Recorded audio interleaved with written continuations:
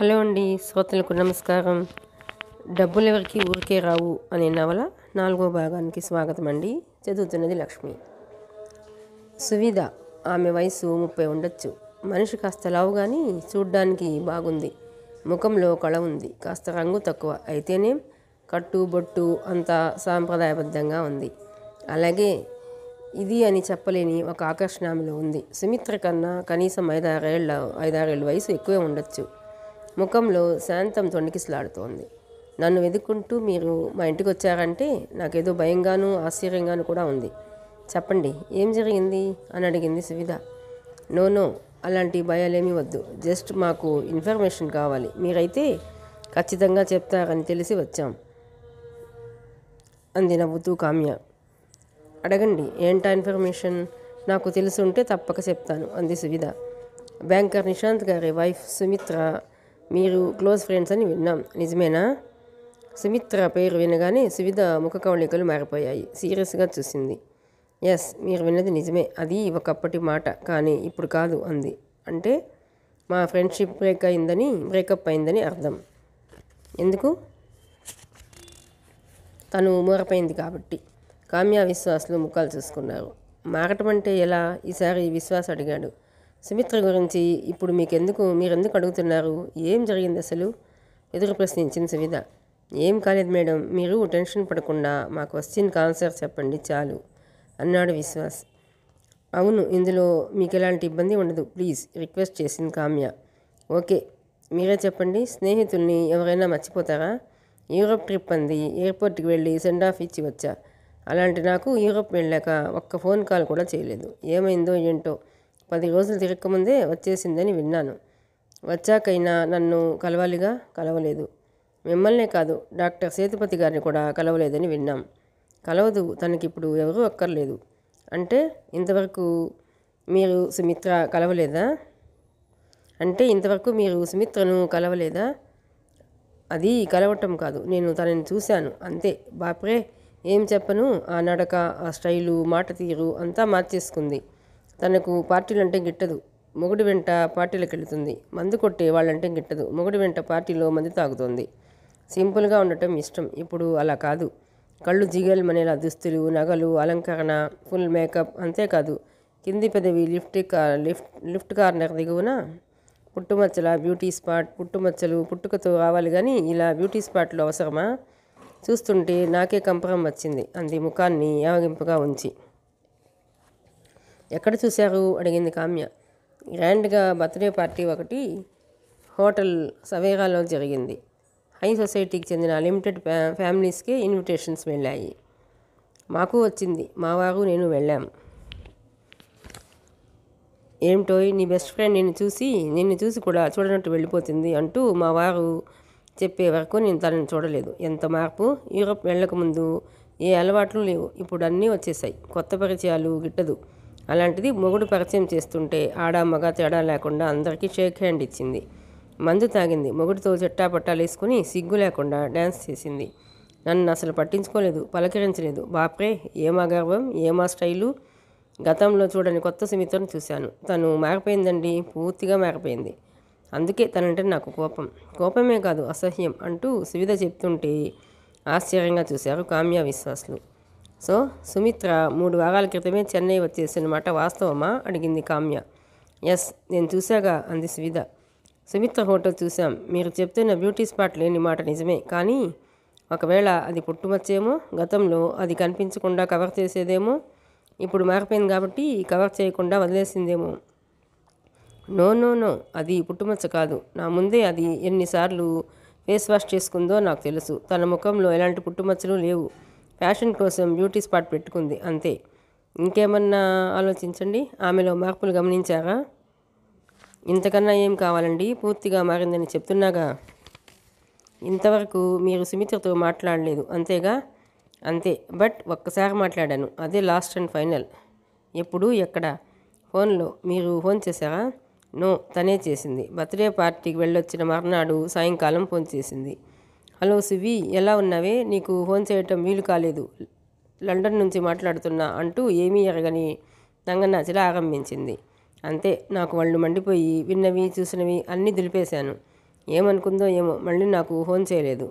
అసలు ఏమనుకుంటుందో తను. చెన్నై వచ్చి కూడా లండన్ నుంచి ఫోన్ చేస్తున్నానంటే నమ్మడానికి అంత ఫూల్లా కనిపిస్తున్నానా? తన ముఖం కూడా చూడాలనుకోవడం లేదు. ఆ ఫోన్ కాల్ ఎక్కడి నుంచి వచ్చిందో చెక్ చేయలేదా? మా ల్యాండ్లైన్కి ఫోన్ చేసింది. అయినా చెక్ చేసేదేముంది, నేరుగా ఇక్కడ చెన్నైలో చూశాగా. సుమిత్ర ఇండియా ఎప్పుడు వచ్చిందనే విషయంలో నిశాంత్ చెప్పిన దానికి, డాక్టర్ సేతుపతి చెప్పిన దానికి విభేదించడంతో ఒక స్పష్టత వస్తుందని సువిధను కలిశారు. కానీ ఆశించిన స్పష్టత రాకపోగా మరింత అస్పష్టత ఏర్పడింది. దాంతో ఇక వెళ్ళిపోవడానికి లేచారిద్దరు. Suvidha land phone number, cell number అడిగి తీసుకున్నారు. మా ఎంక్వైరీకి సహకరించినందుకు చాలా థ్యాంక్స్ సువిధ గారు, మేము వెళ్తున్నాం అంది నవ్వుతూ కామ్య. మంచిది, కానీ నా డౌట్ అలాగే ఉండిపోయింది, క్లియర్ చేసి వెళ్ళండి. ఎందుకు ఎంక్వైరీ, ఏం జరిగింది అని అడిగింది సువిధ. కామ్య విశ్వాస్ ముఖంలోకి చూసి తర్వాత సువిధను చూసింది. ఇంతవరకు ఎవరికీ తెలియని విషయం, నిన్న సాయంకాలం సుమిత్రను ఎవరో కిడ్నాప్ చేశారు. ఈ కేసు మా పరిశోధనలో ఉంది. ఈ ఎంక్వైరీ అందులో భాగమే. కిడ్నాపర్ను కనిపెట్టి సుమిత్రను చెరవిడిపించే ప్రయత్నంలో ఉన్నాం అంటూ క్లుప్తంగా చెప్పింది కామ్య. తర్వాత సువిధ రియాక్షన్ ఎదురు చూడకుండా చకచకా బయటకు వచ్చి తమ కారు ఎక్కేశారు.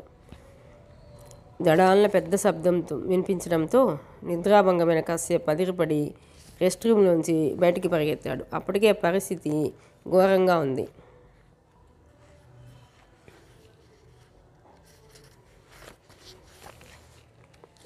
జీప్తో ఢీకొట్టినట్టున్నారు. షెడ్డు గేటు గుడి పక్క 4 రేకులు వంగి వెనక్కి వాలిపోయాయి. అవతల జీప్ కనిపిస్తోంది. తెరిచి ఉన్న గేట్లోంచి లోనకొచ్చిన 4 గూండాలు కన్నపడ్డ వాహనాల్ని పక్కకు తోసేస్తూ అడ్డుపడిన తన కుర్రాళ్ళు 3 చితగ్గొడుతున్నారు. వాళ్ళంతా తాగుతున్నారు. వాళ్ళ వీరంగం అరుపులు చూడగానే కాసేపు గుప్పిళ్ళు బిగుసుకున్నాయి. గూండాల్లో ఒకడు పెద్దగా కేకలు వేస్తున్నాడు. తను ముత్తయ్య నాడార్కి 25 లక్షలు బాకీ ఉన్నమాట నిజమే.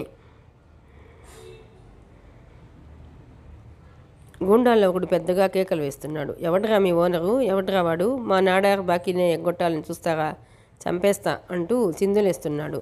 తను ముత్తయ్య నాడార్కి 25 లక్షలు బాకీ ఉన్నమాట నిజమే, కానీ వాడు రౌడీలను పంపించే మనిషి కాదు. ఇంత ఆర్భాటం చేస్తున్నారు. ఎవరు వీళ్ళంతా, నిజంగా నాడార్ మనుషులేనా? రెస్ట్ రూమ్ డోర్ ముందు నిలబడి చూస్తున్న కాసేపు క్షణం కూడా ఆలస్యం చేయలేదు. రెస్ట్ రూమ్ 5 మెట్లు దిగి అటు ఇటు చూశాడు. పక్కనే ఉన్న ఆటో వీల్ని ఎత్తి చేతి కొద్దీ బలంగా విసిరేశాడు. అది గింగిరాలు తిరుగుతూ వెళ్ళి ఒకటి ముఖాన్ని విష్ణు చక్రంలా తాకింది. ముఖం పగిలిపోయినంత బాధతో పెద్దగా అరచి కింద పడిపోయాడు.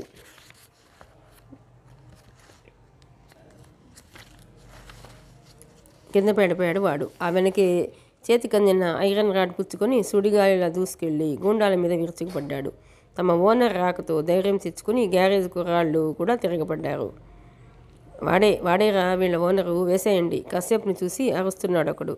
విచక్షణారహితంగా తన కుర్రాళ్లను కొట్టిన గూండాల మీద కోపంతో రెచ్చిపోయాడు కశ్యప్. ఐరన్ రాడ్ వీరతాండవం చేసింది. గొడవ మొదలైన 3వ నిమిషంలోనే ఐరన్ రాడ్ దెబ్బకి ఒకడి ముఖం పగిలింది. బాబోయ్ చచ్చాను అని అరుస్తూ విరుచుకుపడిపోయాడు వాడు. అదే ఊపులో 3వ వాడి మోకాళ్ళ మీద బాదాడు. కాళ్ళు విరిగినంత బాధతో వాడు పడిపోయాడు. ఎప్పుడైతే 3 పడిపోయారో 4వ వాడు బెదిరి బయటికి పారిపోయే ప్రయత్నం చేశాడు. గేటు దాటకముందే వాడిని నడుము విరిగేలా కొట్టి బరబరా లోనకి ఈడ్చుకొచ్చాడు. వాడు వీడని చూడకుండా 4గురిని ఇనుపరాడితో కుమ్మేశాడు. షెడ్డు రాత్రిళ్ళు కూడా తనలో చేయి పంచుకున్నారు. దాంతో షెడ్డు కుర్రాళ్ళు కూడా తలో చేయి పంచుకున్నారు. దాంతో వీరంగం చేసిన గూండాలు 4 లబోదిబోమని అరచారు. తాగిన మత్తు దిగిపోయింది. వాళ్ల ముందు ఐరన్ రాడ్తో పిశాచంలా నిలబడ్డాడు కశ్యప్.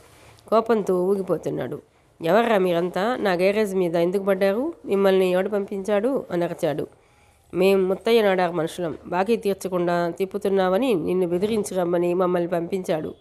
వాళ్ళల్లో ఒకడు నీరసంగా బదిలిచ్చాడు. ఇప్పుడే తేల్చేస్తాను, మీరు నాడార్ మనుషులు కాదని తెలిసిందో ఈరోజు నా చేతిలో చచ్చారే అంటూ ఐరన్ రాడ్ని తన మనిషి చేతికిచ్చాడు కశ్యప్. నేను వెళ్ళి ఫోన్ చేసి వస్తా. ఈ లోపల వీళ్ళల్లో ఒకడు కూడా తప్పించుకోకూడదు. కదిలితే చంపేయండి అంటూ హెచ్చరించి వేగంగా రెస్ట్ రూమ్లోకి వచ్చి సెల్ ఫోన్ అందుకున్నాడు. కాల్ చేయగానే లైన్లోకి వచ్చాడు ముత్తయ్య నాడార్. ఇదేం బాగాలేదు నాడార్, ఏం పనిది? నీ మనుషుల్ని మా గ్యారేజ్ మీదకి పంపించి అల్లరి చేస్తే నీ బాకీ పనులు వసూలు అయిపోతుందా? మంచిగా వచ్చి 3 మాసాలు టైం అడిగాను. అప్పుడు సరేనని చెప్పి ఇదేం పని అని అరిచాడు. ఆగాగు అని అరిచాడు అవతల నుంచి ముత్తైనాడారు. ఏందప్ప రౌడీ లేంది అల్లరైంది, నేను మాటకు కట్టుబడే మనిషిని, నువ్వు టైం అడిగినావు సరేనంటిని, నీ మీద నిండా నమ్మకం ఉండదు, ఆ రౌడీలు ఎవరో నాకు తెలియదు, నాకు సంబంధమే లేదు, అర్థమైనదా అంటూ అవతల లైన్ కట్ చేశాడు నాడార్. అంతలో షెడ్లోంచి గొడవ. బయటకు వచ్చి చూస్తే రౌడీలు లేరు. తన వాళ్ళని తోసేసి బయటికి పారిపోతూ కనిపించారు. వాళ్ళని ఆపండిరా అని అరుస్తూ పరిగెత్తాడు కశ్యప్. కానీ అప్పటికే గూండాలు జీపులు అక్కడి నుంచి వేగంగా పరారయ్యారు. సారీ అన్న, ఆ ఎదవల్ని ఆపలేకపోయాం అన్నాడు దెబ్బలు తిన్న కుర్రాళ్ళల్లో ఒకడు. వీళ్ళని పంపింది ముత్తయ్య నాడార్ కాదు, వీళ్ళని ఆపి ఉంటే బాగుండేది. ఎవరు పంపించారో ఇప్పుడే తెలిపోయేది. సరే పదండి, ముందు షెడ్డు రేకుని నిలబెట్టాలి అంటూ కదిలాడు కశ్యప్. అంతలో అన్నా నీకో మాట చెప్పాలే అన్నాడు కుర్రాళ్ళల్లో ఒకడు. ఏంటది చెప్పు అడిగాడు కశ్యప్. ఆ నలుగురిలో ఒకడు రాఘవ, కరుపయ్యకు వీడు కుడి భుజం లాంటోడు, వాడే మిగతా ముగ్గురిని వెంటేసుకుని మన మీదకి వచ్చాడు అన్నాడు. ఆ మాట వింటూనే మానబడిపోయాడు కశ్యప్. మరోసారి ఆలోచనలో కూరుకుపోయాడు. ఉదయం రౌడీ షీటర్ పెద్ద గూండా కరుపయ్య కనిపించాడు.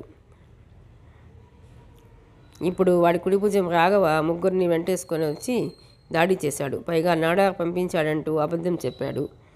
రెంట్కి ఏదన్నా లింక్ ఉందా? తనని రెచ్చగొడితే ఏదో ఒక తప్పు చేసి దొరికిపోతాడనా? ఏం సాధించాలని? చూస్తుంటే కరుపయ్య ఉత్తినే రాలేదనిపిస్తోంది. ఫారెన్ బైకు రిపేర్ అన్నది కేవలం సాకు మాత్రమే, ఏదో ఉంది. అసలు వీళ్ళ వెనక ఉన్నది ఎవరు? ఇటు చూస్తే స్పెషల్ బ్రాంచ్ వాళ్ళు, అటు చూస్తే గూండాలు. వీళ్ళంతా తననే ఎందుకు టార్గెట్ చేస్తున్నారు? తనకు తెలిసి ఎక్కడా పొరపాటు చేయలేదు. తప్పు దొరలకుండా జాగ్రత్త పడ్డాడు. అయినా ఇలా జరుగుతోందంటే ఎక్కడ వాసన పసిగట్టి ఉంటారు? బయట దవదవమంటూ తిరిగి వర్షం మొదలవటంతో ఆలోచన నుంచి బయటపడ్డాడు కశ్యప్. కుర్రాళ్ళు ముగ్గురు ఉరిగిన రేకుల్ని సగచేయడానికి శ్రమపడుతున్నారు. వాళ్ళకి సాయం చేయటం కోసం తను అటు అడుగులు వేశాడు కశ్యప్. సువిధ ఇంటి నుంచి బయలుదేరిన 5 నిమిషాల వరకు కామ్య, విశ్వాస్లు మౌనంగానే ఉన్నారు. ఆకాశానికి తాగు పూసినట్టు తిరిగి నల్లని మబ్బులు గూడు కట్టేశాయి. వర్షం పడేలా ఉంది. కామ్య స్టీరింగ్ వెనక ఉంది, పక్కన విశ్వాస్. సో సువిధ చెప్పిన దాన్ని బట్టి నీ అభిప్రాయం ఏంటి? ముందుగా కామ్య అడిగింది. నాకే అభిప్రాయమూ లేదు, ఉన్నా నేను చెప్పను అన్నాడు విశ్వాస్.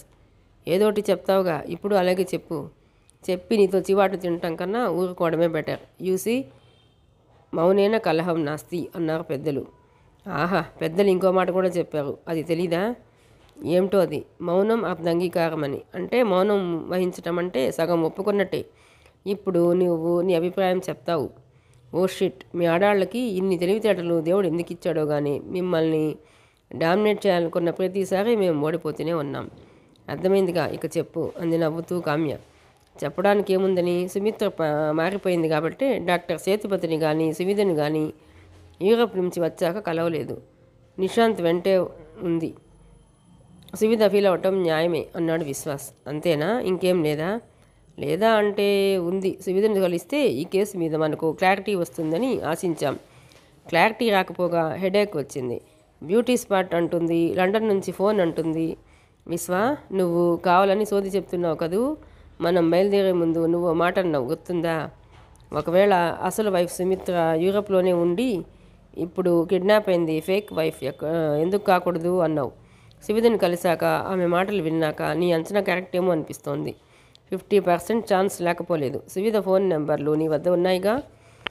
ఉన్నాయి. అయితే దిగు, చెప్తాను. ఓకే, దిగాను అంటూ కారు దిగాడు విశ్వాస్. ఇప్పుడు నువ్వు టెలిఫోన్ ఎక్స్చేంజ్కి వెళ్తున్నావు. సువిధ ఇచ్చిన 2 నెంబర్లు BSNL నెంబర్లే. వారంలోపు ఈ నెంబర్లకి లండన్ నుంచి ఫోన్ కాల్స్ వచ్చాయో లేదో కాల్ డేటా చెక్ చేసి వస్తున్నావు. Okay? Not okay. Oh my God, ఇది అన్యాయం, అక్రమం. అవతల వర్షం వచ్చేలా ఉంది, చీకటి పడబోతుంది.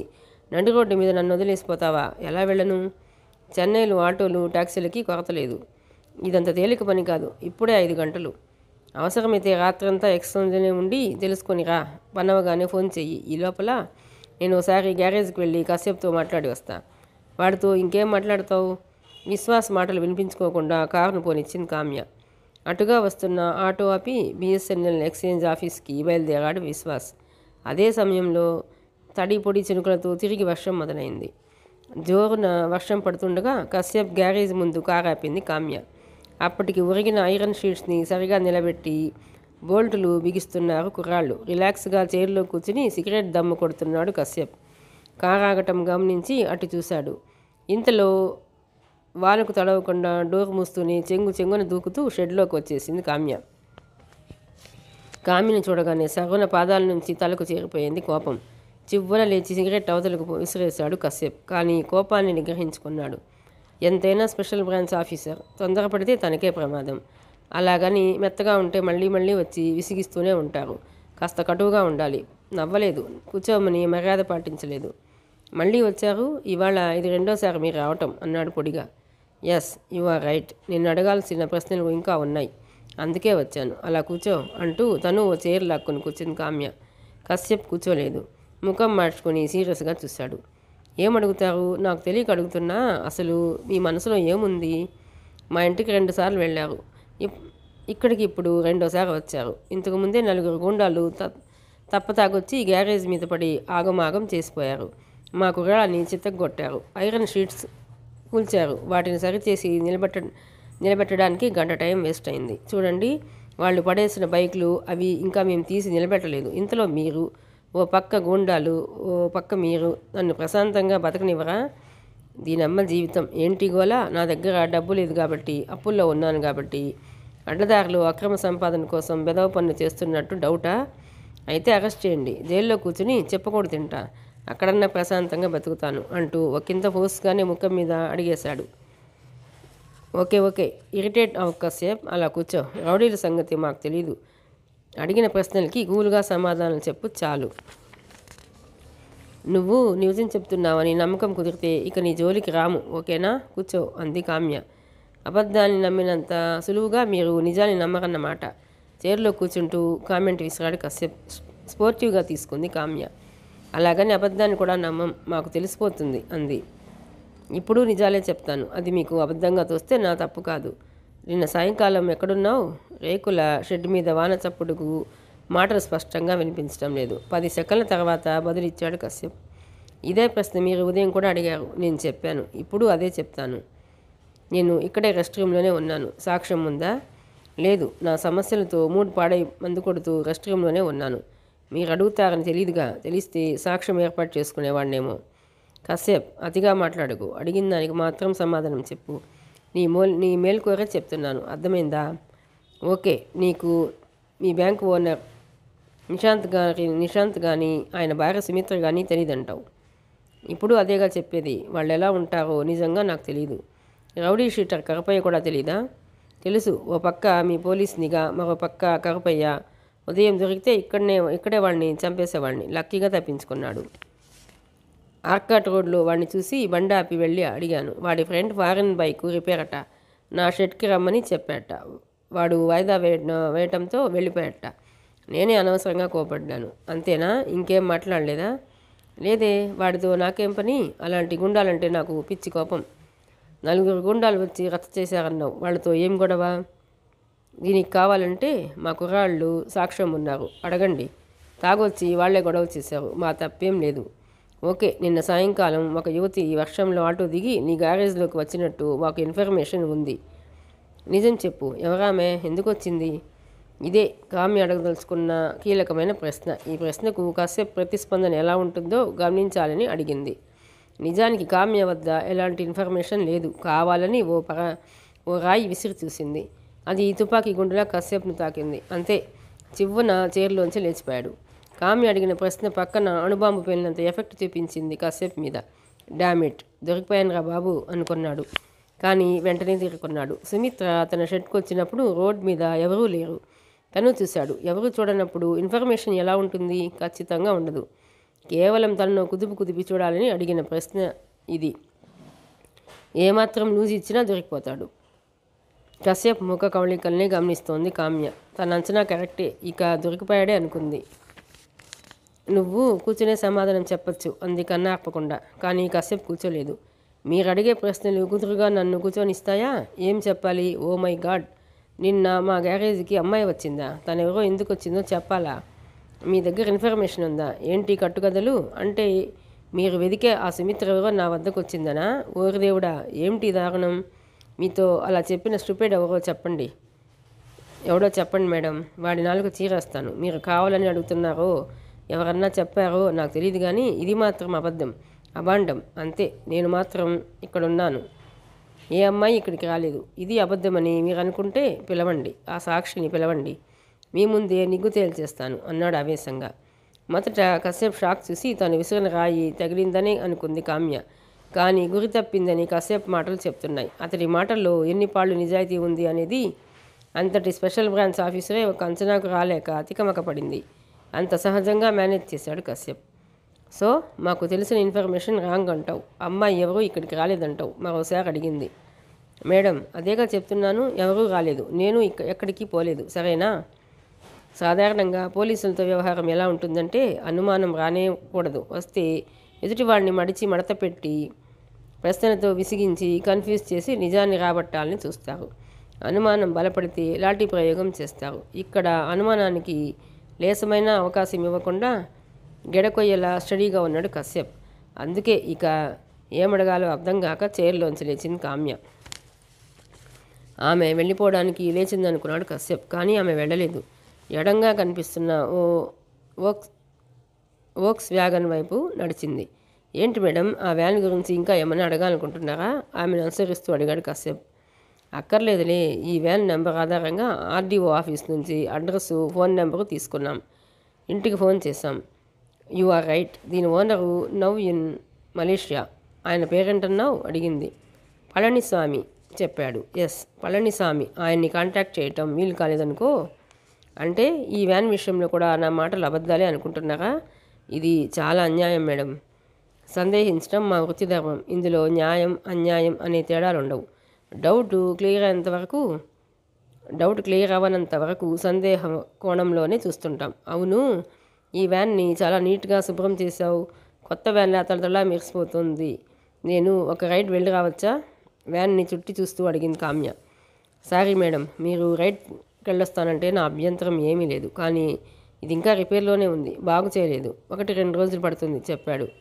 అక్కడికి సందేహం తీరక వ్యాన్ స్టార్ట్ చేయాలని చూసింది కామ్య. వీలు కాలేదు. ఈ లోపల చేస్తున్న పని పూర్తి చేసిన గ్యారేజ్ కుర్రాళ్ళు కామ్యని ఆశ్చర్యంగా చూస్తున్నారు. ఈ ఎంక్వైరీలేంటి, ఎవరామె, ఏదీ తెలీదు వాళ్లకు. అప్పటికే చీకట్లు ముసురుకోవడంతో ఒకడు వెళ్ళి షెడ్లో లైట్లు ఆన్ చేసి వచ్చాడు. బయట వర్షం పడుతూనే ఉంది. కామ్య వెనక్కి వస్తుండగా ఆమె సెల్ మోగింది. ఏమైంది విశ్వ అడిగింది. వచ్చాక చెప్తా కానీ నువ్వు రావడానికి ఎంత టైం పడుతుంది అడుగుతున్నాడు విశ్వాస్. ఎక్కడున్నావు? ఇక్కడే బిఎస్ఎన్ఎల్ బయట బస్టాండ్ షెల్టర్లో. బ్లడీ రైన్ ఆగేట్టు లేదు. ఓకే, అక్కడే ఉండి వచ్చేస్తున్నా. కామ్య బయలుదేరగానే కాసేపు గొడుగు పట్టి కారు వరకు వచ్చాడు. కారులో కూర్చుని డోర్ మూసింది కామ్య. నాకు భయంగా ఉంది మేడం, చివరికి అనవసరంగా నన్నేమి ఇరికించరు కదా?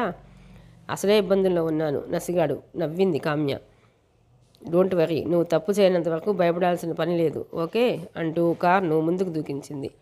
కాసేపు లోనికి వచ్చేసరికి కుర్రాళ్ళు ఇళ్ళకి బయలుదేరారు.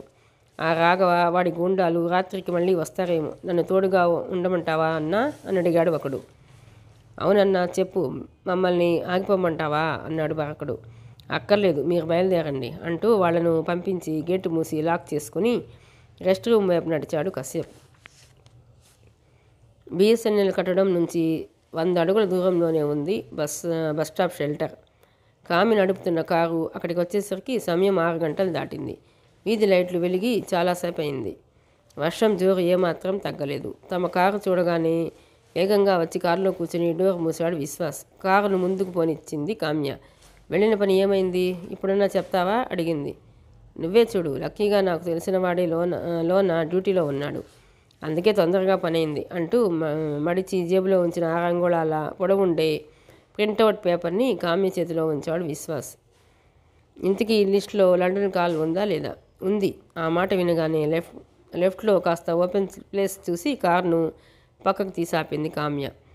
తన గెస్ మిస్ అయినందుకు నిజంగానే షాక్ అయింది కామ్య. తను సువిధ అభిప్రాయంతో ఏకీభవించి ఖచ్చితంగా ఆ కాల్ సుమిత్ర లోకల్ నుంచి చేసిందే అనుకుంది. కానీ సువిధ ల్యాండ్లైన్కి వచ్చిన కాల్స్ లిస్టులో లండన్ కాల్ ఉందంటే సుమిత్ర ఇండియా రాలేదు, యూరోప్లోనే ఉందని అర్థం. దట్ మీన్స్ ఈ కేసు మరింత కాంప్లికేట్ అవుతోందని అర్థం. టాప్ రేట్ ఆన్ చేసి లిస్ట్ చూసింది. రెడ్ ఇంక్తో మార్క్ చేశాడు విశ్వాస్. లండన్ నుంచి కాల్ వచ్చినట్టు రికార్డ్ అయింది. ఈ విషయంలో విశ్వాస్ అంచనా కరెక్ట్ అయింది. ఇది లోకల్ కాల్ అని సువిధ పొరపాటు పడింది. ఎందుకంటే నిశాంత్ వెంట ఉంది సుమిత్రగానే భావించింది. పుట్టుమచ్చని బ్యూటీ స్పాట్గా భావించింది. సుమిత్రకు చాలా క్లోజ్ ఫ్రెండ్ సువిధ. అలాంటి సువిధ కూడా మనిషి మారినట్టు పసిగట్టలేకపోయిందంటే అంతగా అచ్చుగుద్దినట్టు ఒకే రూపురేఖలతో ఇద్దరు ఉండటం సాధ్యమా? కవలల విషయంలో కూడా సాధ్యపడని విషయం కదా. అలాంటిది నిశాంత్ వైఫ్, ఫేక్ వైఫ్ ఇద్దరు ఒకే పోలిక ఉండటం ఏమిటి? సువిధ బ్యూటీ స్పాట్గా పొరపాటు పడిన పుట్టుమచ్చ తప్ప ఒకరు కాదు ఇద్దరు ఉన్నారని చెప్పడానికి మరే ఆధారం లేదు. ఒకవేళ ఏమన్నా ఉన్నా ఈ ఫేక్ వైఫ్ ఎవరో తమ కంటపడితే కానీ చెప్పలేని పరిస్థితి. అసలు వైఫ్ యూరప్ వెళ్ళగానే ఫేక్ వైఫ్ని వెంటేసుకుని నిశాంత్ ఎందుకు పబ్లిక్లో తిరుగుతున్నట్లు? ఇద్దరు అక్కా చెల్లెళ్ళా? వేర్వేరా? అలాగే అసలు వైఫ్ యూరప్లో ఉండగా ఇక్కడ కిడ్నాప్ జరిగిందంటే ఖచ్చితంగా ఇది ఫేక్ వైఫ్ ప్లానే, సందేహం లేదు. కాబట్టి డబ్బు కోసం ఫేక్ వైఫ్ కిడ్నాప్ డ్రామా నడిపిస్తోందని ఎందుకు అనుకోకూడదు? అసలు ఈ ఫేక్ వైఫ్ అసలు పేరేమిటి? ఇలా ఒకటి కాదు రెండు కాదు వరుసగా పుట్టుకొస్తున్న సమాధానం దొరకని కొత్త ప్రశ్నలతో బుర్ర వేడెక్కిపోయి విశ్వాస్ వంక చూసింది కామ్య. చిన్నగా నవ్వాడు విశ్వాస్. ఇప్పుడు నీ మనసులోకి కొత్తగా ఏ ఆలోచనలు వస్తున్నాయో నా మనసులోకి అవే వస్తున్నాయి. ఒకే పోలికతో ఇద్దరు సుమిత్రలు ఉన్నారు. అసలు వైఫ్ సుమిత్ర యూరప్లో, ఫేక్ వైఫ్ సుమిత్ర ఇక్కడ. కిడ్నాప్ అయింది ఫేక్ వైఫ్. నిశాంత్కి నకిలీ వైఫ్ మీద మోజు చాలా ఎక్కువ. కానీ అతని ప్రేమ మీద ఈ నకిలీకి నమ్మకం లేకపోవచ్చు. అందుకే అసలు వైఫ్ యూరప్ నుంచి వచ్చేలోగా అందినంత సొమ్ము చేసుకునే ఉద్దేశంతో కిడ్నాప్ డ్రామాకు ప్లాన్ చేస్తుంటుంది అంటూ తన అభిప్రాయం వివరించాడు విశ్వాస్. ఓకే, నీ అంచనా కరెక్టే అనుకుందాం. మరో ప్లాన్ చేసి డబ్బు డిమాండ్ చేస్తూ నిశాంత్కి ఫోన్ చేయాలి కదా. కిడ్నాపర్ సైలెంట్ అయిపోవడం కొత్త సందేహాలకు తావిస్తోంది. అంతేకాదు సుమిత్ర ఒక్కతే యూరప్ వెళ్ళిందా అని అసిస్టెంట్ ఎవరినైనా తీసుకెళ్ళిందా తెలుసుకోవాలి అంది కామ్య. డాక్టర్ సేతుపతి చెప్పింది మర్చిపోయావా? విదేశీ ప్రయాణాలు సుమిత్రకు కొత్త కాదు. ఒంటరిగానే వెళ్ళింది చెప్పాడు విశ్వాస్. మరి కిడ్నాపర్ ఎందుకు మౌనంగా ఉన్నాడు? నిశాంత్ని టెన్షన్ పెట్టడం కోసమే కామ్గా ఉన్నాడు. రేపు కానీ ఎల్లుండి కానీ ఫోన్ చేసి 100 కోట్లు డిమాండ్ చేయొచ్చు. ఆ విషయం పక్కన పెడదాం. నువ్వు వెళ్ళిన పని ఏమైంది? కశ్యప్ ఏమన్నా చెప్పాడా? నాకెందుకో కశ్యప్ మీద గట్టి నమ్మకం విశ్వ. వాడికి ఈ కేసుతో ఎంతో కొంత సంబంధం ఉంది. కానీ వాడు తెలివైన వాడు, స్టడీగా ఉన్నాడు. ఎంతగా ప్రశ్నించినా దొరకటం లేదు. ఒక్క తప్పు దొరికినా చాలు వాడిని మడత పెట్టి నిజం రాబట్టవచ్చు. కానీ చాలా జాగ్రత్త వహిస్తున్నాడు. సో ఇప్పుడేం చేద్దామని? విశ్వ, నాకు డౌట్. లోకంలో అందగత్తెలు చాలామంది ఉన్నారు. వాళ్ళని వదిలేసి సేమ్ టు సేమ్ తన వైఫ్ సుమిత్రలాగే ఉండే అమ్మాయిని ఎందుకు నిశాంత్ ఎంచుకున్నాడు? ఎందుకు వెంట తిప్పి పార్టీలో పరిచయం చేస్తున్నాడు? ఆలోచిస్తే నిశాంత్ ఏదో ప్లాన్తోనే ఫేక్ వైఫ్ని చేరదీసినట్టు లేదు. నిశాంత్ ప్లాన్ ఏమై ఉంటుందంటావు? దీర్ఘంగా ఆలోచిస్తూ అడిగింది కామ్య. ఏముంది, అసలు వైఫ్ని వదిలించుకొని డూప్లికేట్ని ఆమె స్థానంలో ఉంచడం నిశాంత్ ప్లానే ఉంటుంది. చాలా క్యాజువల్గా చెప్పిన విశ్వాస్ మాటలకు విభ్రాంతి చెంది చూసింది కామ్య. అంటే సుమిత్ర ఇండియా రాగానే ఆమె ప్రాణాలకు ముప్పు ఉందని అర్థమా? అంతేగా. ఓ మై గాడ్, ప్రస్తుతం ఆమె ఇండియా రాకుండా యూరప్లో ఉండటమే సేఫ్. No problem. టూర్ ముగించుకున్నాకే ఆమె చెన్నైకి వస్తుంది. ఈ లోపల మనం ఈ మిస్టరీని ఛేదించాలి. ఎలా? ఇంతవరకు మనకు ఎలాంటి క్లూ దొరకలేదు. అందుకే ఉపేక్షించకుండా విషయాన్ని నిశాంత్ వైపు నుంచి నరక్కొస్తే బెటర్. నేరుగా నిశాంత్ని నిలదీస్తే సరి. నో విశ్వాస్, అలా చేస్తే తప్పు చేసిన వాళ్ళమవుతాం. కశ్యప్ లాగే నిశాంత్ కూడా తనకేమీ తెలియదంటాడు. తప్పించుకోవడానికి మరో మార్గం వెతుకుతాడు. మనం పొరపాటును కూడా మనకు అసలు సుమిత్ర గురించి తెలుసని నిశాంత్ ముందు బయటపడకూడదు. ఓకే, ఏం చేద్దామో నువ్వే చెప్పు. మన ముందున్న మొదటి సవాల్ ఈ కిడ్నాప్ వ్యవహారం నిగ్గు తేల్చి దోషుల్ని పట్టుకోవడం. ఈ విషయంలో మనం ఎంత తిరిగినా ప్రయోజనం లేదు. అటు కశ్యప్ ఇటు నిశాంత్ ఇద్దరు స్ట్రాంగ్గా నిలబడున్నారు. వంచడం కష్టం. మనకి మిగిలింది ఒకటే దారి, పబ్లిక్ హెల్ప్ తీసుకోవటం. ఏ ఒక్కరి నుంచి మనకు సమాచారం అందినా తీగ లాగితే మొత్తం డొంక కదులుతుంది. రెస్టారెంట్ నుంచి సుమిత్ర ఆటోలో వెళ్ళినా క్యాబ్లో వెళ్ళినా సుమిత్ర ఫోటో చూడగానే డ్రైవర్ గుర్తుపట్టి మనకి ఫోన్ చేస్తాడు. ఫోన్ చెయ్యి, నిశాంత్ ఎక్కడున్నాడో తెలుసుకో అంటూ కారును ముందుకు దూకించింది కామ్య. ఫోన్ చేసిన విశ్వాస్ దారిలో చెప్పాడు, నిశాంత్ ఇంట్లోనే ఉన్నాడు, రమ్మంటున్నాడు అంటూ. స్పెషల్ బ్రాంచ్ లేడీ ఆఫీసర్ కామ్య వెళ్ళిన 10 నిమిషాలకు వర్కర్లు ముగ్గురు వానకి తడవకుండా తల మీదుగా ప్లాస్టిక్ షీట్లు కప్పుకొని సైకిళ్ల మీద ఇళ్లకు వెళ్ళిపోయారు. గ్యారేజ్లో కాసేపు ఒక్కడే మిగిలాడు. గేటు మూసి బోల్ట్ వేశాక కాసేపు బైక్ ఒకటి రిపేర్ చేస్తూ కూర్చున్నాడు.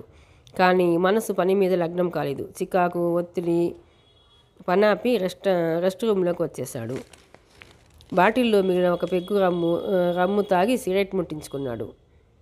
అంతలో భార్య గాంధార ఇంటి దగ్గర నుంచి ఫోన్ చేసింది. ఎత్తిందే తడువుగా, ఏంటి ఈ పూట వండిన అన్నం ఆ పూట పారేయాల్సి వస్తుంది?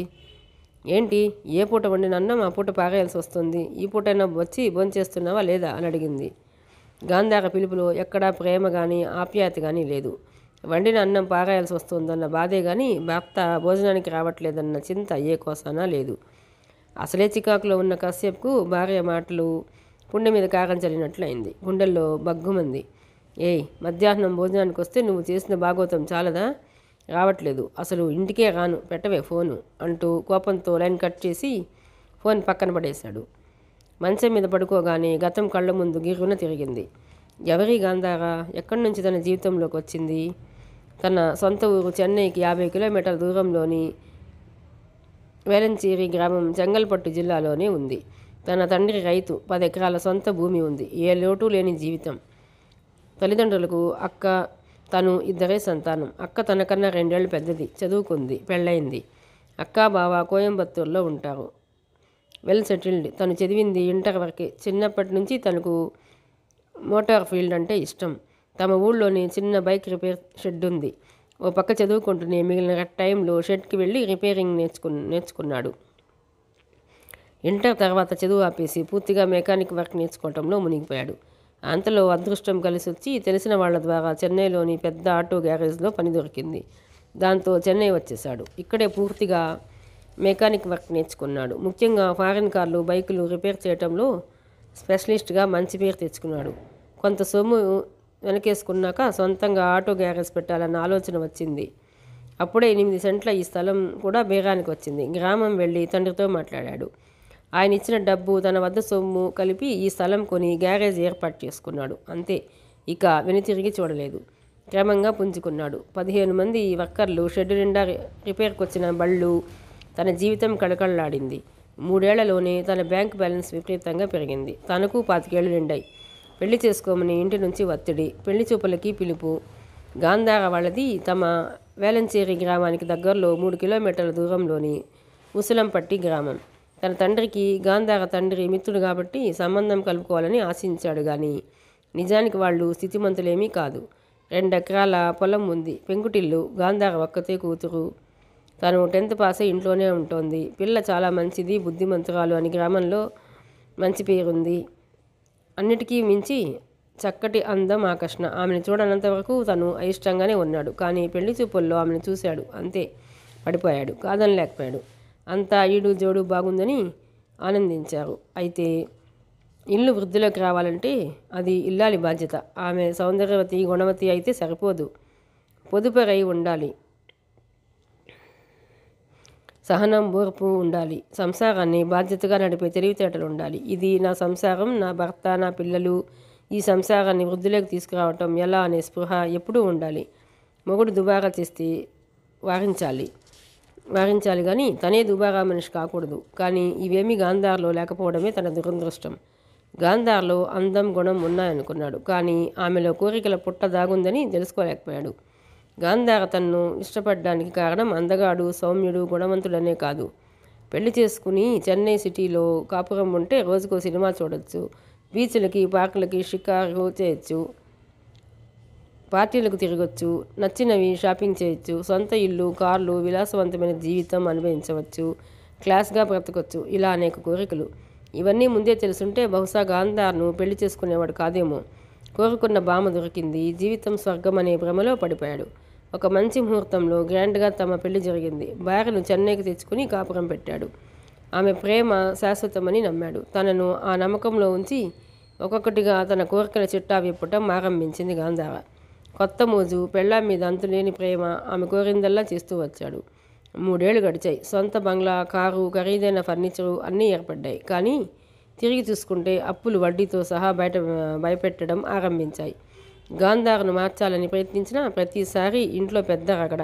ఈ లోపల గ్రామంలో కష్టపడుతున్నారని తల్లిదండ్రులను రప్పించి ఇంట్లో ఉంచుకున్నాడు. అత్తా కోడళ్ళకి పడేది కాదు. కోడలి తీరు చూసి విసిగిపోయి చివరికి నీ కర్మరా అనుభవించు అని తిట్టి అమ్మ నాన్న అలిగి గ్రామానికి వెళ్ళిపోయారు. గాంధార తల్లిదండ్రులు చాలా మంచివాళ్ళు. కూతురు తీరు గురించి విని గ్రామం నుంచి వచ్చి చాలా బుద్ధి చెప్పి చూశారు.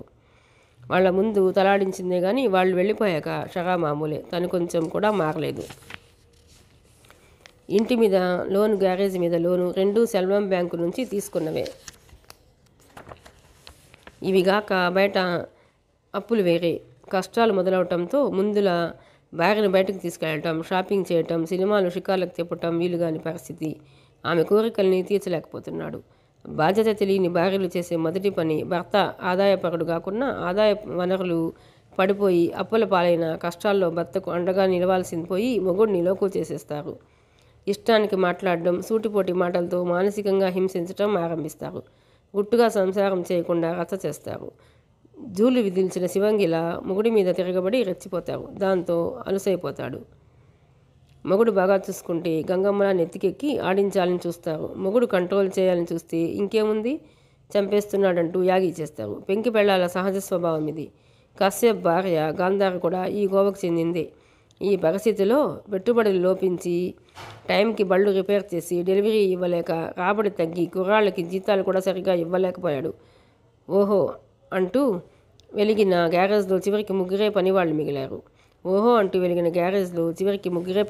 మిగిలారు. ఆర్థిక చిక్కులు, ఇబ్బందుల్లో పడగానే గాంధార ఈసడింపులు, సూటిపోటి మాటలు, పెడసరితనం, గయ్యాళితనం ఇవన్నీ ఏమిటో తెలిసొచ్చాయి. ఇప్పుడు బాధపడి లాభం ఏముంది? గతంలో ఊరు నుంచి ఎవరు వచ్చినా తమ ఇంట ఉండి పనులు చూసుకొని వెళ్ళేవారు. కోయంబత్తూరు నుంచి తన అక్క బావ కూడా వచ్చి వెళ్ళేవారు. ఇప్పుడు వాళ్ళంతా రావటం మానేశారు. వస్తే ఎక్కడ అప్పుడుతాడోనని. అలా అప్పుల ఒత్తిళ్లతోనూ భార్య గయ్యాళితనంతోనూ సతమతమవుతున్న టైంలో అనుకోకుండా సుమిత్ర ఇచ్చిన ఆఫర్ తన అదృష్టం అనుకున్నాడు. కిడ్నాప్ ప్లాన్కి ఓకే చెప్పాడు. అయితే అదే ప్లాన్ తనను మరింత కష్టాల ఊబిలోకి తోసిస్తుందని ఊహించలేదు. కిడ్నాప్ డ్రామా ప్లాన్ చేసిన సుమిత్ర ఇప్పుడు లేదు. ఓ పక్క పోలీసులు, మరో పక్క గూండాలు వెన్నంటుతున్న అప్పుల పీడ వెరసి ఎవరి వల్ల ఎటు నుంచి ఏ ప్రమాదం మీద పడుతుందోనని అనుక్షణం భయపడుతున్న దీనస్థితికి నెట్టబడింది జీవితం. భవిష్యత్తు అంధకారంగా ఉంది. బ్రతుకు మీద విరక్తి పుడుతుంది. తను ఏం చేస్తే ఈ కష్టాల ఊబి నుంచి బయటపడగలడు? ఏం చేయాలి? ఎలా ఎలా ఎడతెగని ఆలోచనల మధ్య బయట వర్షం ఆగిపోయిన సంగతే కశ్యప్కు తెలియలేదు. టైం చూస్తే రాత్రి 8:30 గంటలు దాటింది. సమయం మధ్యాహ్నం. ఇంట్లో కూడా సరిగా భోంచేయలేదేమో, ఆకలి తెలుస్తోంది. దాంతో బార్కి వెళ్లే ఉద్దేశంతో లేచి డ్రెస్ చేసుకున్నాడు కశ్యప్. గ్యారేజ్ తాళం పెట్టి తను ఎప్పుడూ వెళ్లే వుడ్లాండ్ బార్ అండ్ రెస్టారెంట్కి తన బుల్లెట్ మీద బయలుదేరాడు. మరోసారి నిశాంత్ బంగ్లాలో అడుగుపెట్టారు స్పెషల్ బ్రాంచ్ కామ్య, విశ్వాస్లు. దిగువ హాల్లోనే కూర్చున్నాడు నిశాంత్. నైట్ డ్రెస్లో ఉన్నాడు. వారి రాక కోసమే ఎదురు చూస్తున్నాడు. కూర్చోండి అన్నాడు ఎదురుగా సోఫా చూపిస్తూ. ఇద్దరు కూర్చున్నారు. చెప్పండి, నా భార్య ఆచూకీ ఏమైనా తెలిసిందా? నిశ్చితంగా చూస్తూ ప్రశ్నించాడు నిశాంత్. లేదు, ఒక విషయం మీతో మాట్లాడాలి, అందుకే వచ్చాం చెప్పింది కామ్య. ఏ విషయం? అన్ని విషయాలు మీతో చెప్పాను, అయినా మళ్ళీ వచ్చారు కబుర్లు చెప్పటానికా? నిశాంత్ మాటల్లో వెటకారం ధ్వనించడంతో సర్వున తలకెక్కిపోయింది విశ్వాస్లోని కోపం. అది గమనించి తొందరపడకు అన్నట్టు అతడి చేయి అదిమింది కామ్య. అప్పటికీ ఆపుకోలేక, నిశాంత్ గారు, ఇది పోలీస్ వ్యవహారం, మీతో సొల్లు కబుర్లు చెప్పడానికి మేము రాలేదు, కొంచెం పద్ధతిగా మాట్లాడండి అన్నాడు. పద్ధతిగా? ఇంకెలా మాట్లాడాలి చెప్పండి. మీరు చాలా ఎఫిషియెంట్ ఆఫీసర్స్ అని మీ పై వాళ్ళు నా కేసు మీకు అప్పగించారు. మీలో ఆ స్పీడ్ ఇంతవరకు కనబడలేదు. నా భార్య కిడ్నాప్ అయి 24 గంటలు దాటిపోయింది. నా టెన్షను మీకు అర్థమవుతుందా? తను ఎలా ఉందో తెలియదు. కిడ్నాపర్ చంపేశాడో ప్రాణాలతో ఉంచాడో తెలియదు. ఇక్కడ నా పరిస్థితి నిప్పుల మీద కూర్చున్నట్టుంది. ఆ బాస్టర్డ్ ఎవడో పట్టుకుని నా భార్యను చెర విడిపించటం మానేసి ఇంకా ఏం మాట్లాడాలని వచ్చారు? నిలదీశాడు. నిశాంత్ మాటలు బాధాకరమే. అలాగని వదిలేస్తే విశ్వాస్ చెలరేగి నిశాంత్ను కడిగేస్తాడు. అలా జరగకూడదు. సుమిత్రను చెర విడిపించే వరకు తను దాచిపెట్టిన చాలా విషయాలు, తమకు తెలుసన్న నిజం నిశాంత్కు తెలియకూడదు. అందుకే ఓ పక్క విశ్వాస్ను కంట్రోల్ చేస్తూ తనే మాట్లాడింది కామ్య. నిశాంత్ గారు, మీ బాధని అర్థం చేసుకోగలం. మా సమస్యను కూడా మీరు అర్థం చేసుకోవాలి. 24 గంటలు శ్రమపడిన సుమిత్ర గారి గురించి కానీ కిడ్నాపర్ గురించి కానీ కిడ్నాప్ అయిన జాడ కానీ ఏది చిన్న క్లూ లేదా లీడ్ మాకు ఏది చిన్న క్లూ లేదా లీడ్ మాకు దొరకలేదు. కిడ్నాపర్ తెలివైనవాడు, చాలా జాగ్రత్త పడ్డాడు. సో ఈ కేసులో పురోగతి కావాలంటే ఒక్కటే మార్గం ఉంది. ఏమిటా మార్గం? పబ్లిక్ హెల్ప్ తీసుకోవటం. ఎలా? మీరు పర్మిషన్ ఇస్తే సుమిత్ర ఫోటోను మీడియాకి ఇచ్చి ప్రకటన చేయిస్తాం. ఖచ్చితంగా ఫలితం ఉంటుంది. నో నో నో వీల్లేదు అంటూ వెంటనే అభ్యంతరం చెప్పాడు నిశాంత్. ఇది మా ఫ్యామిలీ పరువు ప్రతిష్టలకు సంబంధించిన విషయం.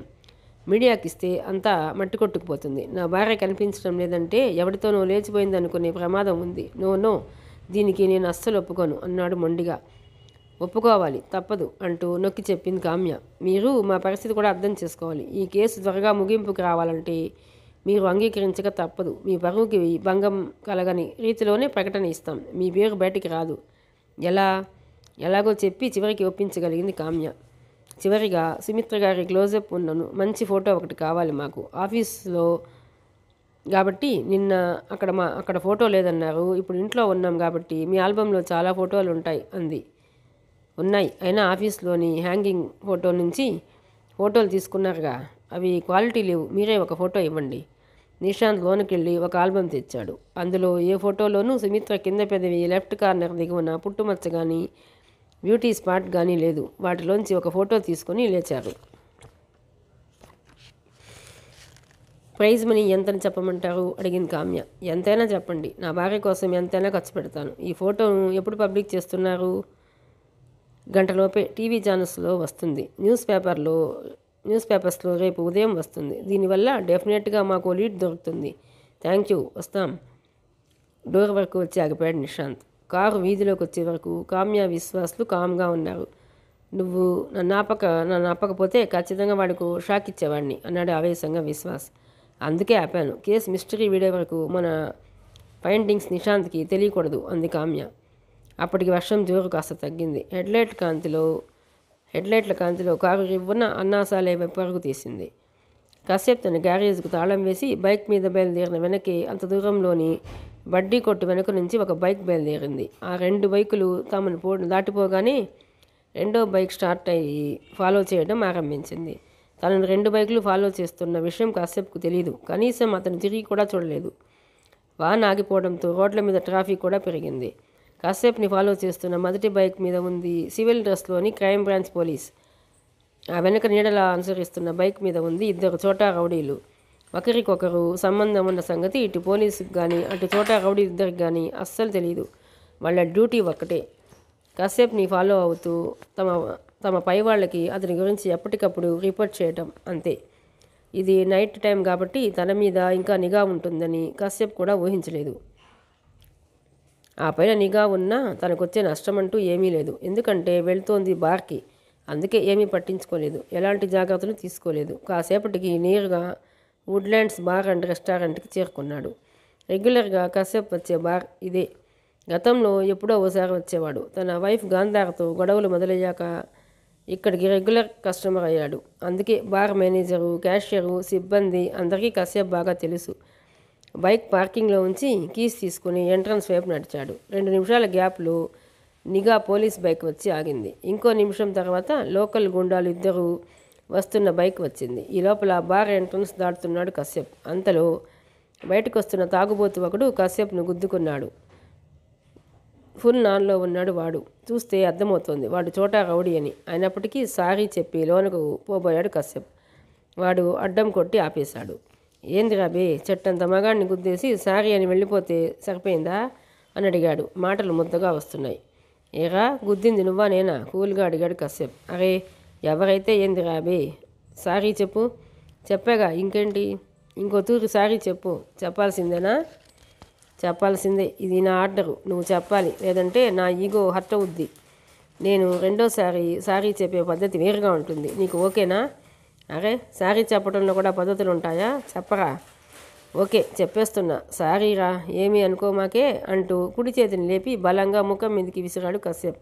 ఒకే దెబ్బ, అంతే. గింగిరాలు తిరిగి డోర్కి అడ్డంగా దబ్బున పడిపోయాడు వాడు. పడ్డవాడు తిరిగి లేవనే లేదు.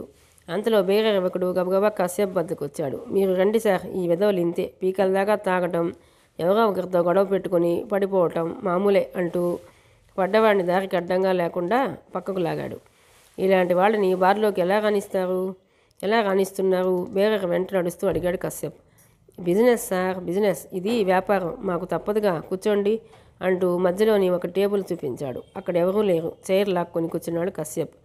ఈ లోపల బయట బైక్ దిగిన చోటా రౌడీలిద్దరూ డోర్లో జరిగింది చూసి పరిగెత్తుకొచ్చారు. తెలివి తప్పిపడున్న రౌడీని చేతుల మీద తీసుకెళ్లి బయట వరండాలో పడుకోబెట్టారు. ఏంట్రా ఇది? కశ్యప్ బార్కు వస్తే ఫోన్ చేయమని ఇక్కడుంచితే ఈ వెధవ కశ్యప్తోనే గొడవపడి కింద పడ్డాడు. ఏం చేద్దాం? ఒకడు రెండో వాడిని అడిగాడు. చేసేదేముంది, ఇక్కడే వదిలేద్దాం, ఎలాగూ మనం ఇక్కడే ఉన్నాంగా, చూద్దాం అన్నాడు రెండోవాడు. వీళ్ళకి కాస్త ముందుగా వచ్చిన మఫ్టీలోని పోలీసు డోర్లో జరిగింది చూస్తూ తన బైక్ వద్దే ఉన్నాడు. అంతలో తెలిసిన కానిస్టేబుల్స్ ఇద్దరు అక్కడికి రావడంతో వాళ్లతో సిగరెట్ ముట్టించుకొని కబర్లలో పడ్డాడు. కాసేపు కూర్చున్న టేబుల్కి ఎదురుగానే గోడకి కాస్త ఎత్తులో ఎల్సీడీ బిగ్ సైజ్ టీవీ ఉంది. న్యూస్ ఛానల్లో 9 గంటలకు ప్రసారమయ్యే తమిళ వార్తలు వస్తున్నాయి. భారీ వర్షాల కారణంగా చెన్నై, దాని పరిసర ప్రాంతాల్లో జరిగిన నష్టం గురించి, సహాయ కార్యక్రమాల గురించి, జలమయమైన లోతట్టు ప్రాంతాల ప్రజల ఇక్కట్లు, పునరావాస ఏర్పాట్ల గురించి న్యూస్ రీడర్ వివరిస్తుండగా మధ్య మధ్యలో విజువల్స్ చూపిస్తున్నారు. బేరర్ వచ్చే వరకు వార్తలు చూస్తూ కూర్చున్నాడు కశ్యప్. 5 నిమిషాల్లో బేరర్ తిరిగి వచ్చాడు. ఒక ట్రేలో కశ్యప్ తీసుకునే బ్రాండ్ విస్కీ బాటిలు, జీడిపప్పుతో చక్కగా రోస్ట్ చేసిన వేడివేడి చికెన్ ఫ్రై అన్నీ తెచ్చి నీట్గా టేబుల్ మీద సర్దాడు. తనే బాటిల్ ఓపెన్ చేశాడు. ఒక పెగ్గు గ్లాస్లో కలిపి ఐస్ క్యూబ్స్ వేశాడు. కశ్యప్ 500 నోటు బేరర్కిచ్చి బిల్లు పోగా మిగిలింది టిప్ కింద ఉంచుకోమన్నాడు. వాడు వెళ్ళగానే మొదటి పెగ్గు తాగి చికెన్ రోస్ట్ నములుతూ వార్తలు చూస్తూ కూర్చున్నాడు. 3 పెగ్గులు తాగేసరికి వార్తలు ముగింపుకొస్తున్నాయి. సిగరెట్ ముట్టించుకుని 4వ పెగ్గు కలిపి ఐస్ క్యూబ్స్ వేసుకుంటున్నాడు. ఇంతలో టీవీలో ముఖ్య ప్రకటన అంటూ వినిపించింది. ఈ ఫోటోలో కల్పిస్తున్న యువతి పేరు సుమిత్ర. సుమిత్ర పేరు వింటూనే చేస్తున్న పని ఆపి చివ్వున తలెత్తి చూశాడు. టీవీ స్క్రీన్ నిండుగా సుమిత్ర క్లోజప్ ఫోటో దర్శనమిస్తోంది. అనౌన్సర్ మాట వినిపిస్తూనే ఉంది. ఈమె వయసు 25 సంవత్సరాలు. నిన్న సాయంత్రం గ్రాండ్ రెస్టారెంట్ వద్ద మిస్ అయింది. తర్వాత కిడ్నాప్ అయినట్టు తెలిసింది. ఈ సుమిత్ర జాడ కానీ కిడ్నాపర్ ఆచూకీ కానీ తెలిసిన వారికి 50 లక్షలు నగదు బహుమతి ఇవ్వబడును. జాడ తెలిపిన వారు ఈ కింది సెల్ నెంబర్కు ఫోన్ చేయగలరు. ఫోటో దిగువన సెల్ నెంబర్ ఇవ్వబడింది. అది special branch lady officer Kamya cell number అని కశ్యప్ గుర్తించాడు. సుమిత్ర ఫోటో చూస్తుంటే ఎదురుగా ఉన్నట్టే ఉంది. మనసు వేదనతో నిండిపోయింది. తల తిప్పుకోబోతూ ఏదో డౌట్ వచ్చి మరోసారి ఫోటో వంక చూసి ఉలికిపడ్డాడు. ఈ ఫోటో చూస్తుంటే తన వద్దకు వచ్చిన సుమిత్ర కాదనిపిస్తుంది. పరువు కోసం నిశాంత్ తన పేరు బయటకు రాకుండా జాగ్రత్త పడి ఉంటాడు. కానీ తన వద్దకు వచ్చిన సుమిత్రకు కింది పెదవి లెఫ్ట్ కార్నర్లో దిగువన పుట్టుమచ్చ ఉంది. ఆమె ముఖార విందానికి మరింత వన్నె తెచ్చే బ్యూటీ స్పాట్ అది. తనకి బాగా గుర్తు. కానీ ఈ ఫోటోలో సుమిత్రకు ఆ బ్యూటీ స్పాట్ లేదే. ఎలా మాయమవుతుంది? అది పుట్టుమచ్చ కదా. అంటే సుమిత్రలు ఇద్దరున్నారా? ఈమె అసలు వైఫ్ సుమిత్ర అయితే నిశాంత్ భార్యనంటూ తన వద్దకు వచ్చిన సుమిత్ర ఎవరు? ఆమె తన భార్య కాకపోతే 50 కోట్ల క్యాష్ బ్యాగ్తో నిశాంత్ ఎగ్మోర్ స్టేషన్కి ఎందుకు వస్తాడు? తన భార్యను ఏమీ చేయొద్దని ఎందుకు బ్రతిమాలతాడు? ఆలోచిస్తుంటే ఒక్కసారిగా కశ్యప్ బుర్ర గిర్రున తిరిగినట్టయింది. షాక్తో ముఖం పాలిపోయింది. పులిపోయి భూతం పట్టుకున్నట్టయింది తన పరిస్థితి. నవనాడులు స్తంభించిపోయినట్టు అలా స్క్రీన్ వంక చూస్తుండిపోయాడు. మిస్టరీ అర్థం కాక కంతిరీగల తుట్టల ఆలోచన పరంపరలు బుర్రను తొలిచేయటం ఆరంభించాయి. ఓ మై గాడ్ అంటూ అప్రయత్నంగా కశ్యప్ నోటి నుంచి వెలువడ్డాయి మాటలు. టీవీలో చూపిస్తున్న ఈ సుమిత్ర వేరు, తన వద్దకు వచ్చిన సుమిత్ర వేరు, ఖచ్చితంగా వేరు. ఇద్దరికీ ఆ పుట్టుమచ్చ ఒకటే తేడా. మిగిలిన రూపురేఖలన్నీ అచ్చుగుద్దినట్టు ఒక్కలాగే ఉన్నాయి. ఏంటి మిస్టరీ? ఇంతకీ చనిపోయిన లేడీ ఎవరు? సమయానికి పోలీసులు రావడంతో రాత్రి చనిపోయిన సుమిత్ర ముఖం కూడా చూడలేకపోయాడు. కళ్ళు మూసుకొని కాసేపు అలాగే ఆలోచిస్తుండిపోయాడు. జరిగిందంతా గిర్రున ఒక్కసారి కళ్ళ ముందు తిరిగింది. సుమిత్ర తన గ్యారేజ్కి రావటం, అక్కడి నుంచి తన ఫ్రెండ్ గెస్ట్ హౌస్కి వెళ్ళటం, ఫోన్లో నిశాంత్తో మాట్లాడడం, తను ఎగ్మూర్ స్టేషన్కి డబ్బు కోసం వెళ్ళి ఉత్తి చేతులతో తిరిగి రావటం, తను వచ్చేసరికే తల మీద గాయంతో సుమిత్ర శవం బోర్లా పడి ఉండటం అంతా గుర్తుకొచ్చింది. ఇంతవరకు హంతకుడెవరు? సుమిత్రను చంపి హత్యానేరం తన మీద రుద్దే ప్రయత్నంలో ఉన్నాడు. వాడు నిశాంతా లేక వేరే ఎవరన్నానా అంటే ఆ విషయంలో ఒక క్లారిటీ రాకముందే ఈ ప్రకటన మొత్తం గందరగోళంగా మార్చేసింది. నిశాంత్ అనుమతితోనే స్పెషల్ బ్రాంచ్ వాళ్ళు ఈ ప్రకటన ఇచ్చుంటారు. కానీ తన వద్దకు వచ్చింది మాత్రం ఖచ్చితంగా ఈ సుమిత్ర కాదు. మరి హత్యకు గురైన లేడీ ఎవరు? ఈ సందిగ్ధత తొలగిపోతే కానీ ఈ వ్యవహారంలో తనకు స్పష్టత రాదు. అలా రావాలంటే శవాన్ని పూడ్చిపెట్టిన చోటికి మరోసారి వెళ్ళి తవ్వి చూసి తవ్వి తీసి పుట్టుమచ్చ చెక్ చేయాలి. వెళ్ళాలంటే దగ్గర కాదు, 60 కిలోమీటర్ల పై దూరం వెళ్ళాలి. ఏం చేయాలి? అప్పటికప్పుడు ఒక నిర్ణయానికి వస్తూ సీట్లోంచి లేచాడు కశ్యప్. గ్లాసులో కలుపుకున్న పెగ్గు మాత్రం గొంతులో పోసుకున్నాడు. బాటిల్లో మిగిలిన విస్కీతో పాటు 3 వంతులు తినగా ప్లేట్లో మిగిలిన 1 వంతు చికెన్ ఫ్రైని అలాగే వదిలేశాడు. చకచకా బయటకు వచ్చి తన బైక్ స్టార్ట్ చేసుకుని వెళ్ళిపోయాడు. కశ్యప్ బయటకు రావటం, బైక్ స్టార్ట్ చేయటం చోటా రౌడీలిద్దరూ గమనించారు. వెంటనే తమ బైక్ స్టార్ట్ చేసుకుని కశ్యప్ని ఫాలో అయ్యారు. అప్పటికి తోటి కానిస్టేబుల్ ఇద్దరితో కబుర్లు ముగించిన నిఘా పోలీస్ గబగబా బార్లోకి వచ్చి చూస్తే అక్కడ కశ్యప్ కనిపించలేదు. సీటు ఖాళీగా ఉంది. వాడి గుండె గుబేలమంది. కశ్యప్ని మిస్ చేసుకుంటే పైవాళ్ళ నుంచి తనకు మాట వస్తుంది. అటుగా వచ్చిన బేయర్ని పిలిచి అడిగాడు, ఎవరు? ఆ గ్యారేజ్ ఓనర్ గారా? ఆ సీట్లోనే ఉండాలి కదా. ఎప్పుడు 6 రౌండ్లు పూర్తయితే కానీ లేవరు. చివరిలో బిర్యానీ తిని కానీ లేవరు. బాత్రూమ్కి వెళ్ళారేమో, వెయిట్ చేయండి అంటూ అక్కడి నుంచి వెళ్ళిపోయాడు బేరర్.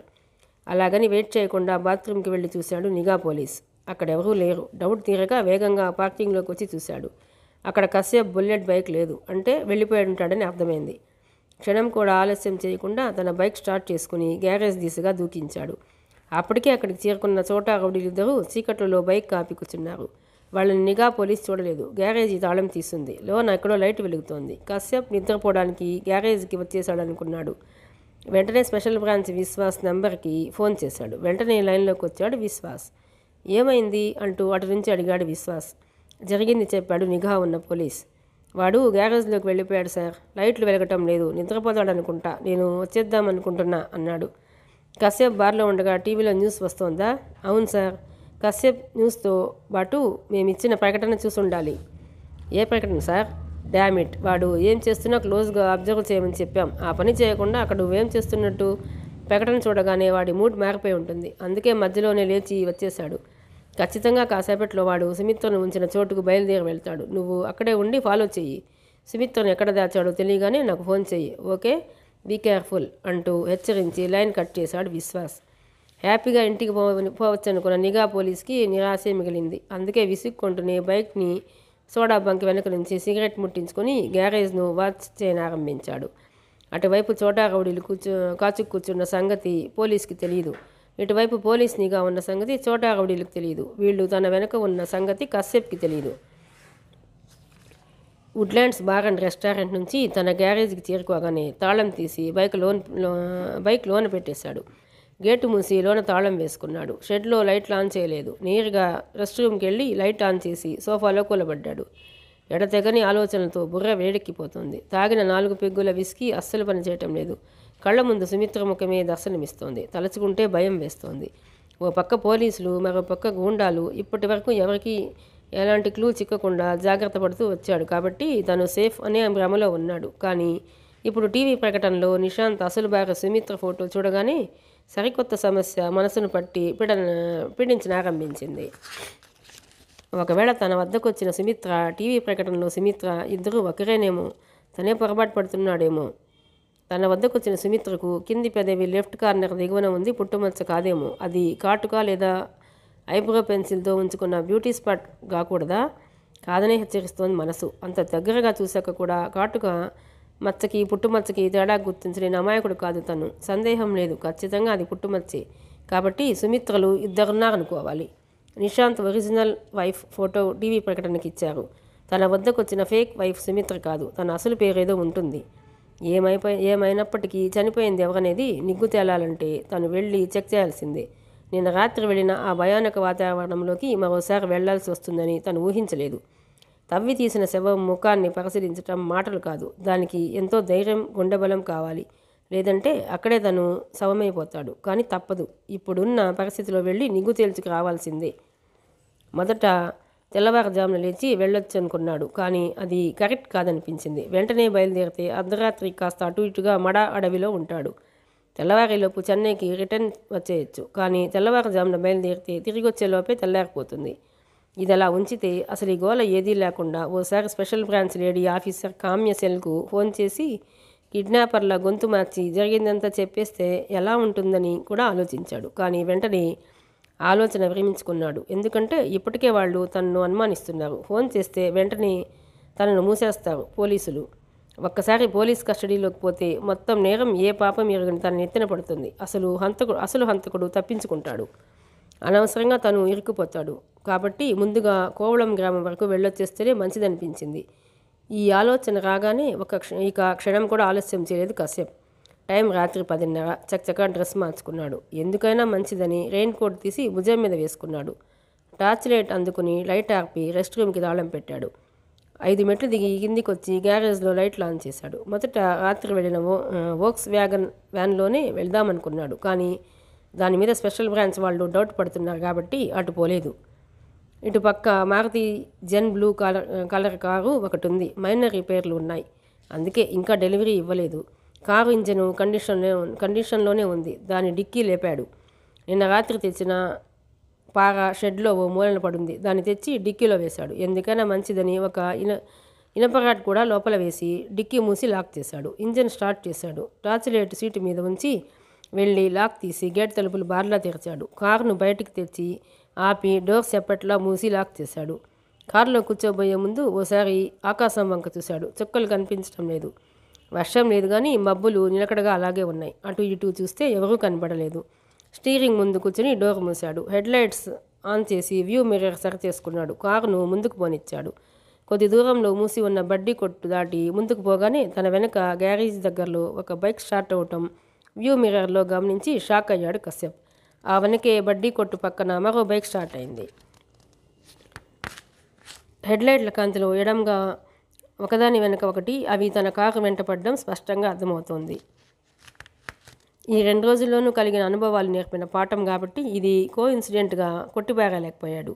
తన గ్యారేజీ బయట వీళ్ళు కాపలా కుక్కల్లా ఉన్నారంటే ఖచ్చితంగా రెస్టారెంట్ వరకు వచ్చే ఉంటారు. తన ప్రతి కదలిక నిఘా వేసి గమనిస్తున్నారు. బహుశా ఒక బైక్ మీది వాడు పోలీస్ అయి ఉండాలి. రెండో బైక్ మీది ఇద్దరు చోటాగుండాలు. ఇప్పుడు వీళ్ళని తోకల్లా వెంటేసుకుని తిరిగితే తనకి ముప్పు. వీళ్ళకి స్లిప్ ఇవ్వకుండా ముందుకు పోలేడు. అంతేకాదు రేపు ఉదయమే స్పెషల్ బ్రాంచ్ వాళ్ళు తయారై రాత్రి ఎక్కడికి వెళ్ళామంటూ నిలదీస్తారు. తగిన ఎలిబి సృష్టించుకోకపోతే ఈసారి తప్పించుకోలేడు. ఆలోచిస్తూనే కారుని కావాలని పక్క వీధిలోకి పోనిచ్చాడు కశ్యప్. బైకులు కూడా ఆ వీధిలోకి తిరిగాయి. కావాలని అడయార్ వైపు పోకుండా అక్కడక్కడ చాలా వీధులు తిరిగాడు కశ్యప్. ఎటు తిరిగినా వాళ్ళు తనను వదలకుండా అనుసరించడంతో కశ్యప్ డౌట్ క్లియర్ అయిపోయింది. ఇప్పుడేం చేయాలి? ఎక్కువ ఆలోచించలేదు కశ్యప్. ఒక పెట్రోల్ బంక్లో కారు ఆపి పెట్రోల్ కొట్టించాడు. బైకులు కూడా అంత దూరంలో ఎడమెడంగా నిలిచిపోయాయి. ఈసారి పెట్రోల్ బంక్ నుంచి బయలుదేరగానే అడియార్ దిశగా కారుని పోనిచ్చాడు. దారిలో మలుపులతో కూడిన వీధులు. అవి దాటగానే క్రాస్ రోడ్స్ వస్తాయి. ఒక మలుపు తిరగగానే క్రాస్ రోడ్స్ని చేరుకుని కారుని కుడిపక్కకు తిప్పాడు కశ్యప్. అప్పుడే మలుపు తిరిగిన చోటా రౌడీలు కశ్యప్ ఎటు వెళుతున్నాడో చూశారు. వాళ్ళు కారు వెళ్ళిన రూట్లో వెళ్ళిపోయారు. చివరిగా మలుపు తిరిగిన నిఘా పోలీస్కి కశ్యప్ కారు లాంటి కారే క్రాస్ రోడ్స్లో ఎడం పక్కకు పోతుండటం కనిపించింది. అదే కశ్యప్ కారు అనుకుని భ్రమపడి ఆ కారుని ఫాలో చేశాడు. 10 నిమిషాల రన్నింగ్ తర్వాత ఆ కారు ఒక ఇంటి ముందు ఆగింది. అందులోంచి దిగుతున్న ఫ్యామిలీని చూడగానే తను పొరబడినట్టు అర్థమై అదిరిపడ్డాడు పోలీసు. కశ్యప్ని మిస్ అవటంతో కంగారుపడి బైక్ని వెనక్కి తిప్పాడు. చాలా దూరం వెతికి చూసినా ఆ కారు జాడలేదు. కశ్యప్ను చేరుకోవడం వాడి వల్ల కాలేదు. దాంతో ఒక టీ బంక్ వద్ద బైక్ ఆపి చాయ్ తాగి సిగరెట్ ముట్టించుకున్నాడు. జరిగింది చెప్తే పైవాళ్ళ నుంచి చివాట్లు తప్పవు. తప్పించుకోవడానికి ఏదో అబద్ధం చెప్పాలి. స్పెషల్ బ్రాంచ్ విశ్వాస్ నెంబర్కి ఫోన్ చేశాడు. సార్ 104 రిపోర్టింగ్ సార్ చెప్పాడు. చెప్పు ఏమైంది అడుగుతున్నాడు విశ్వాస్. ఏం కాలేదు సార్. బార్ నుంచి షెడ్కి వచ్చిన కశ్యప్ గంట తర్వాత కారులో బయలుదేరాడు సార్. నేను ఫాలో అయ్యాను. ఇక్కడ కేకే నగర్లోని ఓ కళ్యాణ మండపంలో పెళ్లి జరుగుతోంది. కశ్యప్ కార్ పార్కింగ్లో ఉంచి పెళ్లి చూడటానికి లోనకు పోయి కూర్చున్నాడు. నువ్వు చెప్పింది నిజమా? అవును సార్. కశ్యప్ నిన్ను గమనించాడా? అబ్బే లేదు సార్. చాలా ఎడంగా ఫాలో చేశాను. ఇప్పుడు నన్నేం చేయమంటారు సార్? పెళ్లి చూసుకుని కశ్యప్ గ్యారేజ్కి వెళ్ళాక నన్ను ఇంటికి వెళ్ళమంటారా సార్? వద్దులే, చేసేది ముందు ఇంటికి వెళ్ళిపో, రేపు చూద్దాం అంటూ అవతల లైన్ కట్ చేశాడు విశ్వాస్. బతుకు జీవుడా అనుకుంటూ బైక్ వెనక్కి తిప్పి హ్యాపీగా ఇంటి దారి పట్టాడా నిఘా పోలీసు. మిగతా కథ 5వ భాగంలోనండి. ప్లీజ్ అండి, ఈ నవల కనుక మీకు నచ్చినట్లయితే లైక్ చేయండి, షేర్ చేయండి, సబ్స్క్రైబ్ చేయండి.